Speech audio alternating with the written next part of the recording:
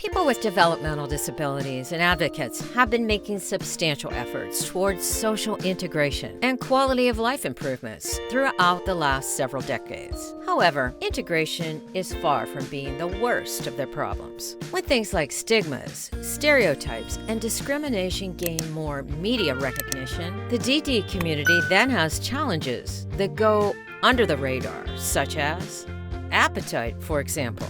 Did you know that people with developmental disabilities, such as the ones on the autism spectrum, have a hard time when it comes to eating due to their sensitivity to taste, temperature, smell, or even the texture of some foods? And that malnutrition, when untreated, can even result and seriously slow down brain development.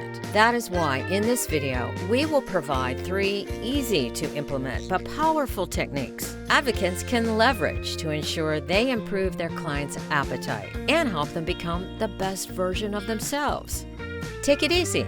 Although malnutrition can cause other disabilities, there's no reason for you to push things down your client's throat. Many people with DD experience significant anxiety as mealtime approaches. The reasons can include sensory aversions and fear of unfamiliar foods, and the anxiety only worsens when someone tries to force them to eat. That increases stress and creates a pattern that equates mealtime with bad feelings. Besides, science has proven that force-feeding someone when they aren't hungry often leads to obesity. Here are a couple things you can do to make mealtime more effortless. First, try to spend 5 minutes practicing deep breathing together until your client is calm. Second, practice some kind of deep pressure tactile exercise, like pushing hands against the wall and leaning the total weight of your client's body on it.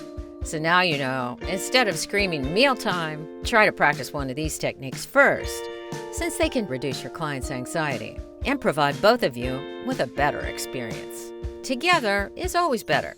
Even when your client is relaxed, that is not a guarantee of anything. So that's why sometimes you'll be forced to transition to plan B, eating with them.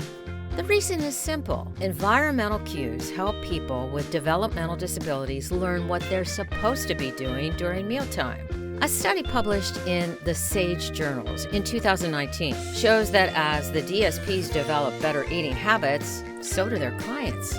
So, when possible, have him sit at the table with you.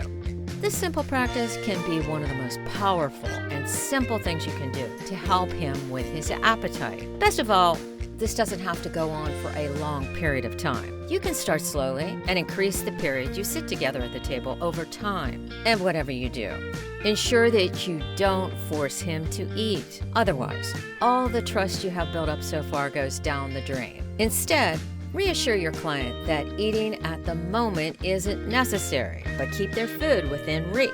The idea is to increase comfort until he decides to go for it on his own time.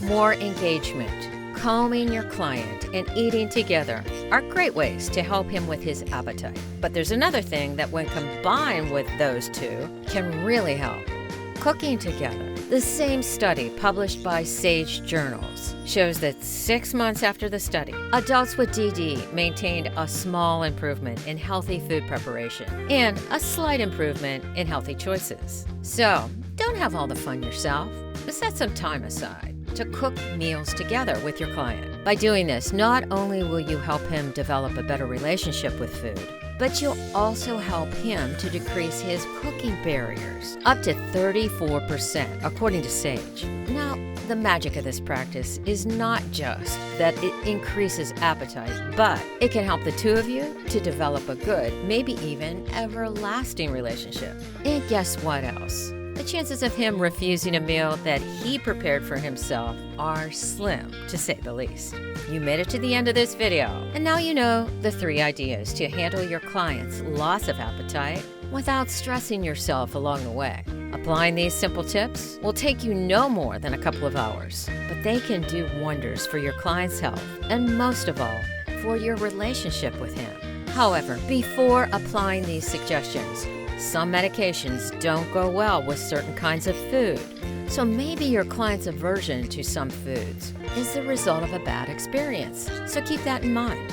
That is why, more important than trying to make him eat, is to understand the reason he isn't eating in the first place, so you can prevent it from happening. And that's all for now. Thank you for watching. Please share this video with all the people you know who might benefit from it. And remember, First Choice Family Services is your information resource for the DSP industry.